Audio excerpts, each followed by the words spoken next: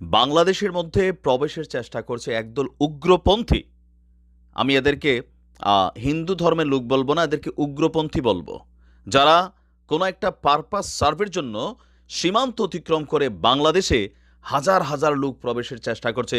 আর এই ন্যাক্কারজনক ঘটনার যে দৃশ্যপট দেখছেন, এটা হচ্ছে আমাদের সিলেটের সুতাকান্দি সম্ভবত সীমান্ত এরিয়ায়। তবে ভারতের পুলিশ এবং বিএসএফ তারা কিন্তু সেখানে শক্ত ভূমিকা রাখছে। কিন্তু বিষয়টা আপনি কতটুকু অধ্যত্বপূর্ণ একবার কি ভাবতে পারেন? যে মন চাইলো সীমান্ত অতিক্রম করে তোরা বাংলাদেশে ঢুকে যাবি, সালা ছুটিয়ে কিন্তু লাল করে দেব আমরা।